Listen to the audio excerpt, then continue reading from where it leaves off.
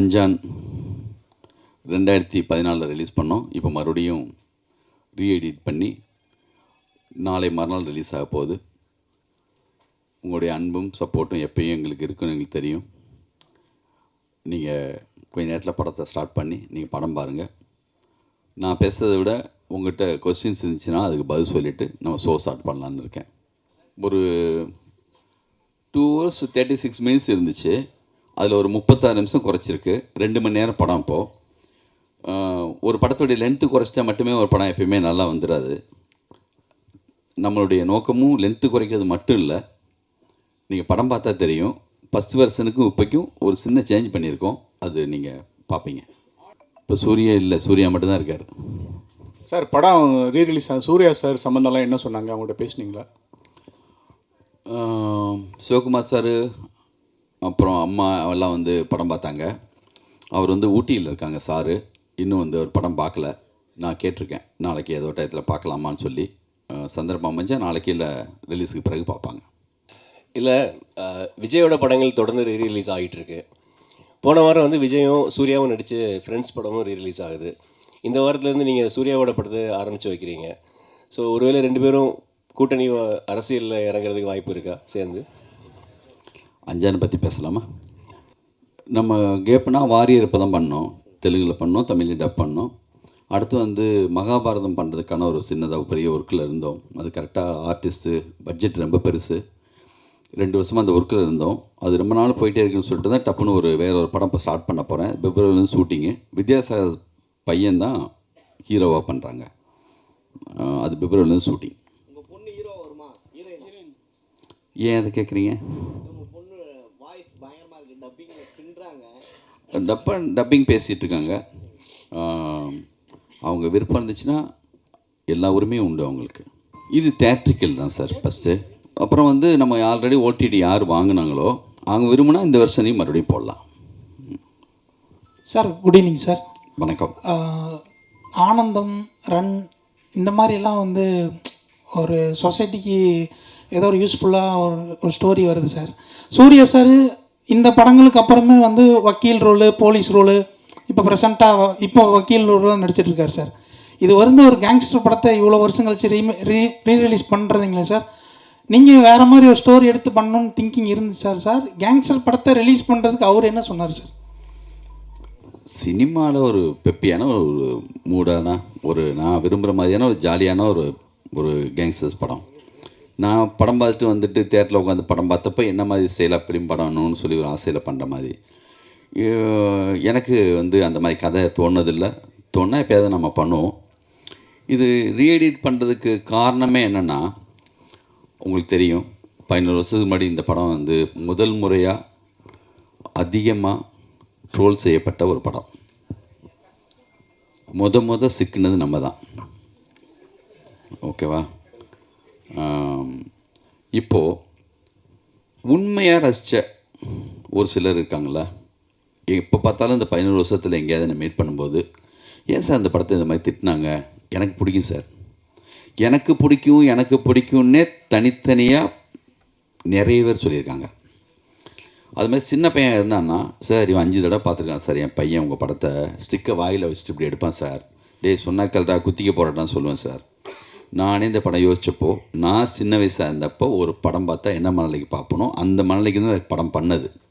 இது உலகமாக கதை அப்படி புரட்டி போட்ட மாதிரி படம் நினச்சிட்டுலாம் பண்ணல. ஒரு படம் அவ்வளோதான். ஆனால் சூர்யா ஃபேன்ஸுக்கு நேற்று அவங்களோட மீட் பண்ணேன். நான் என்னென்னலாம் நினச்சி பண்ணணும் அது எல்லாமே அவங்களுக்கு கனெக்ட் ஆகியிருந்திருக்கு. ஒரு ஹீரோவாக அவர் எப்படிலாம் வரணும்னு ஆசைப்பட்டாங்களோ அது இருந்திருக்கு. ரியலாக எனக்கு பிடிச்சது சார் சொன்னாங்க அவங்க, அந்த குட்டி பசங்க 11 வருஷம் கழிச்சு அவங்க உண்மையாக ரியலாக ரசித்த சூர்யா ஃபேன்ஸு இவங்களுக்கெல்லாம் தான் இந்த படம்.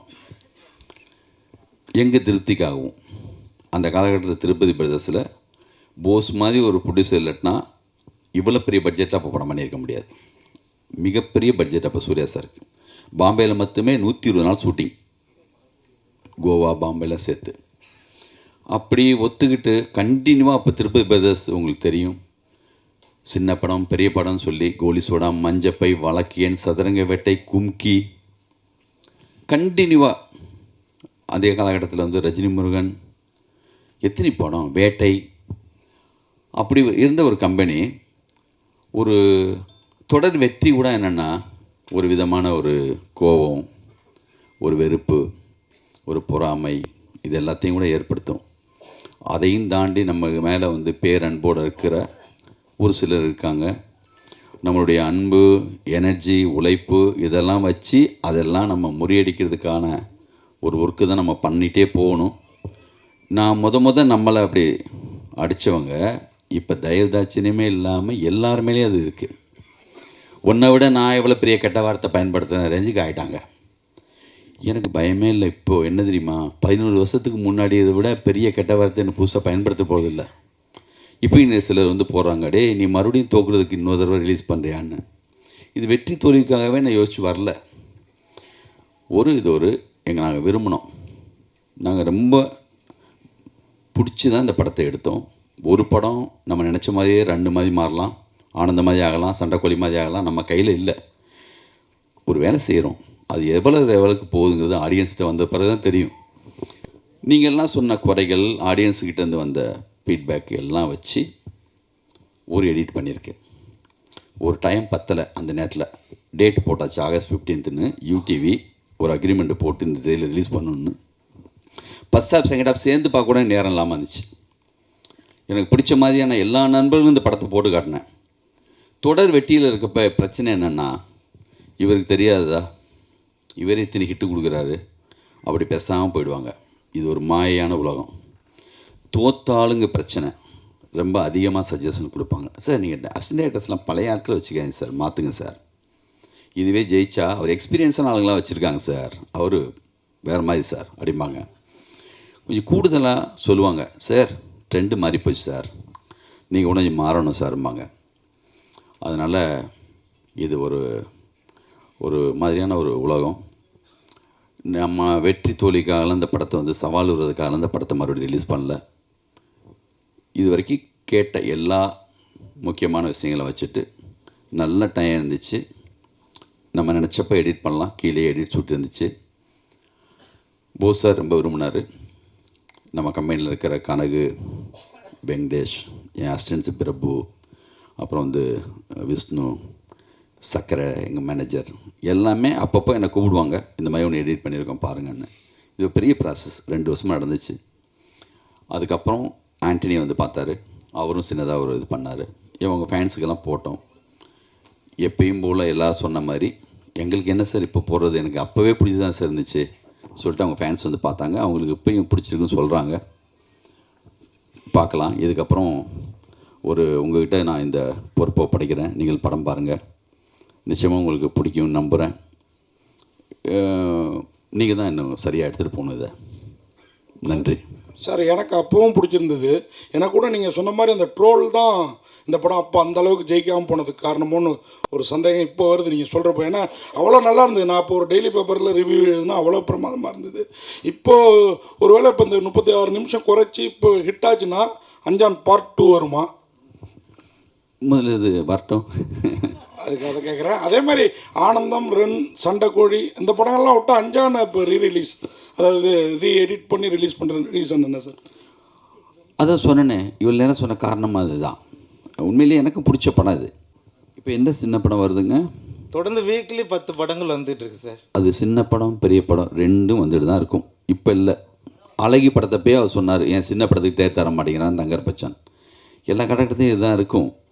பெரிய படம் சின்ன படம் தேட்டர் வந்த பிறகு தானே. நீங்கள் பட்ஜெட்டை வச்சு சொல்கிறீங்களா?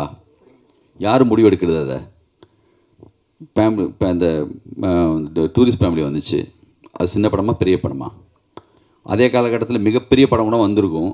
வந்த பிறகு எது பெரிய படமாக மாறும்னு கண்டென்ட் வைஸாக தான் இருக்குது. அந்த கணக்கே கிடையாது. 2 தேட்டரில் போடுவாங்க, அதுக்கப்புறம் நல்லா இருக்குன்னு சொன்னால் அதுதான் பெரிய தேட்டருக்கு மாறும். கோலி சோடாவும் அதே நேரத்தில் வேறு பெரிய படமும் வந்துச்சு. கோலி சோடாவை வந்து தேட்டரே தரமாட்டேன்ட்டாங்க. ஃபஸ்ட் சத்தியம் தேட்டரில், சின்ன தேட்டரில் போட்டோம். ஒரு வாரம் கழிச்சு அந்த பெரிய படம் சொன்னப்பட்ட படம் சின்ன தேட்டருக்கு வந்துச்சு, நம்ம படம் பெரிய தேட்டருக்கு போச்சு.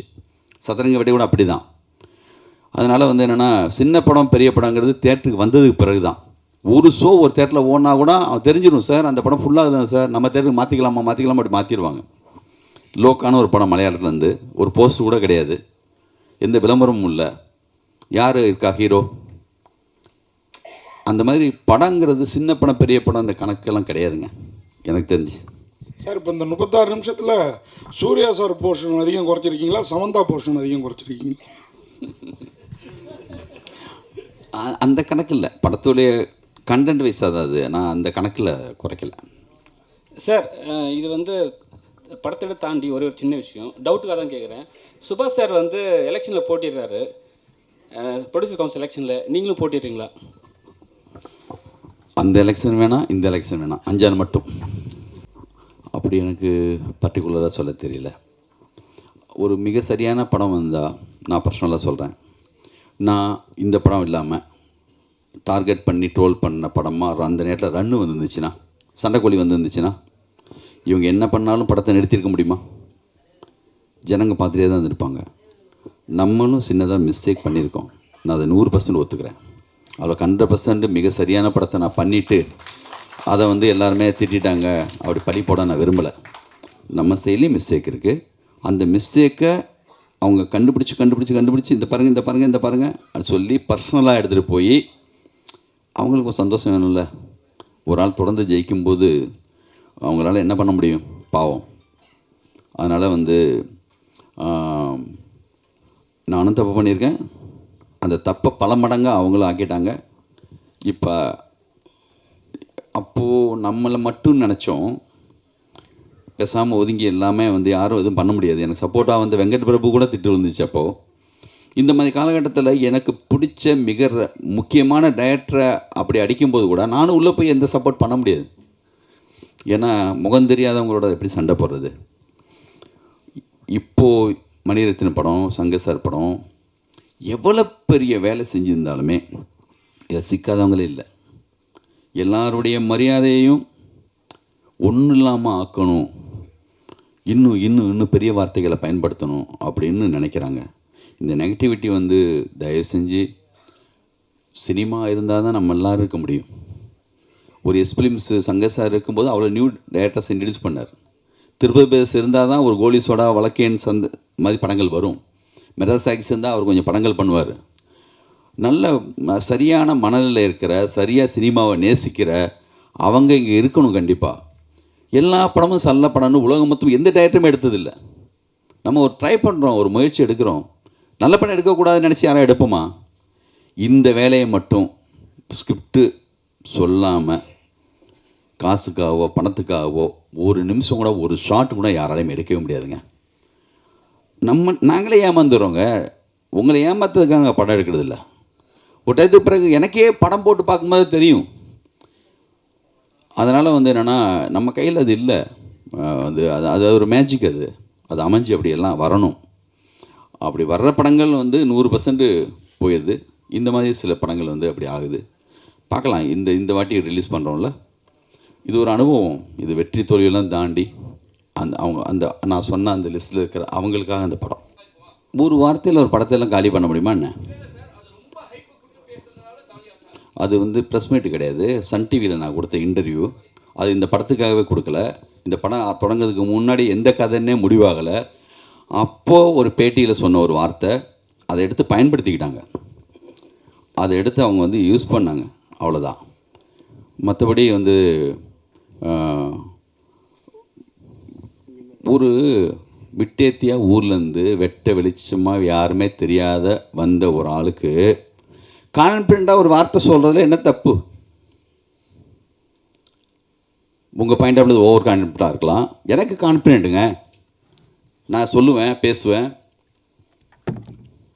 சாதாரணமாக சின்னதாக ஒரு பத்திரிக்கைக்காரனாக இருந்து வந்து இவனுக்கு என்ன முன்னாடியே வந்து ரெட் கார்பெட் ஒடிச்சு வா சினிமாவுக்கு யாரை கூப்பிட்றாங்களா?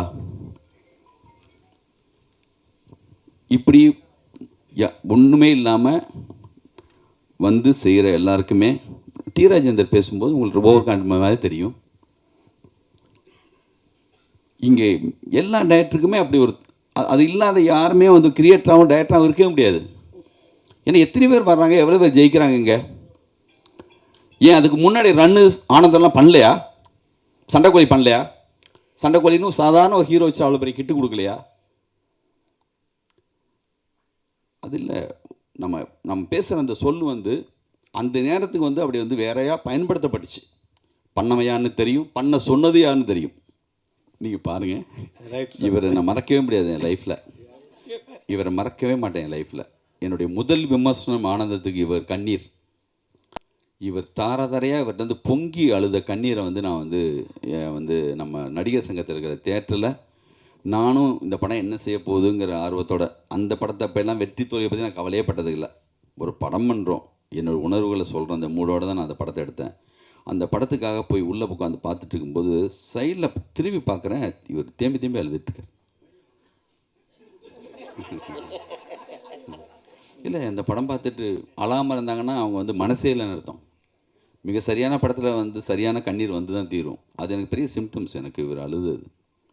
நம்ம வந்துங்க நம்மளே எல்லா வேலையும், நான் என்ன கேமராமேனா, நான் என்ன வந்து லிரிக் ரைட்டரா, நான் என்ன மியூசிக் டைரக்டரா, நான் என்ன எடிட்டரா, எல்லாமே கொஞ்சம் கொஞ்சம் தெரிஞ்சவன் தான் டைரக்டர். நம்ம கூட இருக்கிற எடிட்டர்ஸ் வச்சு தான் பண்ணியிருக்கோம். இந்த ரீஎடிட்டர்னு வார்த்தை ஏன் போடுறோன்னா, அது இதில் நடந்திருக்கு. நீங்கள் படம் பார்ப்பீங்க, பார்த்தது பிறகு அதை பற்றி நீங்கள் எழுதுவீங்க, பாருங்கள். லிங்குசாமி சார் எல்லாரும் என்ன சொல்கிறாங்கன்னா, லிங்குசாமி சார் வந்து பெரிய கிரியேட்டரு, ஆனந்தம் படம் அவ்வளோ பெரிய ஹிட்டு, ரன் அவ்வளோ பெரிய ஹிட்டு, அவ்வளோ பெரிய படைப்பாளி இருந்தார். அவர் தயாரிப்பாளர் ஆனனால தான் அவருடைய அந்த உழைப்பு, அவருடைய இதெல்லாம் வந்து வேறு இதுக்கு போயிட்டு நிறைய ப்ரெஷர்னால வந்து அவருடைய கிரியேட்டிவிட்டி மாறிட்டு அப்படிங்காங்க. நீங்கள் தயாரிப்பாளர் ஆனதுக்காக ஃபீல் பண்ணுறீங்களா? அது உங்கள் வாழ்க்கையில் சினிமா வரையில் பாதிப்பை ஏற்படுத்துதா? என்னமோ டைரக்டராக இருந்து நான் மட்டுமே ப்ரொடியூசரான மாதிரி கேட்குறீங்க. ஏவிஎம் ஐயப்ப ஃபஸ்ட்டு டைரக்டர், அப்புறம் தான் ப்ரொடியூசர். நம்ம இவர் வந்து Sridhar sir, Balachander sir, Kavithalaya, Mani Ratnam sir, Madras Talkies, India மொத்தமும் உலகம் மொத்தமும் நல்ல படம் எடுக்கிற, சினிமாவை நேசிக்கிற, ரெண்டு வெவ்வேறு இல்லை, ரெண்டு ஒன்று தான். தம்பி உடையான் படைக்கு அஞ்சான். இன்றைக்கி அஞ்சான் அன்னைக்கு சொல்லணுன்னா போஸ் பற்றி தான் சொல்லணும். அவர் இருக்கார் பக்கத்துலேயே, எல்லாத்தையும் அவர் பார்த்துக்கிறாரு. அதனால் வந்து எனக்கு எந்த சிரமம் அவர் கொடுக்கறதில்ல. என்னுடைய எந்த திங்கிங்கும் அவர் தடை போடுறது கிடையாது. அவர் இருக்கிறதுனால பண்ணுறோம். சார், நீங்கள் வந்து ரஜினி சாருக்கும் கமல் சாருக்கும் கதை சொல்ல போகிறதா ஒரு தகவல் இருந்துச்சு. அவங்கள வச்சு படம் பண்ண போகிறத பற்றி உங்களுடைய கருத்து என்ன? இப்போ வரக்கூடிய யங் டைரக்டர்ஸ் பார்க்கும்போது என்ன தோணுது உங்களுக்கு? அது யார் சொன்னது நான் அவங்க 2 பேருக்கு கதை சொல்ல போகிறேன்னு? ரஜினி சாரே சொன்னாரா, தேவாவே சொன்னாரா? இல்லை, அப்படி கதை என்கிட்ட இருந்தால் கண்டிப்பாக நானும் போய் சொல்லுவேன். அதை பற்றி ஒன்றும் இல்லை. அப்படி ஒரு ஸ்கிரிப்ட் என்கிட்ட இல்லை. புதுசாக வந்தவங்க நிறைய பேர் நல்லா பண்ணுறாங்க, அற்புதமாக போயிட்டுருக்கு.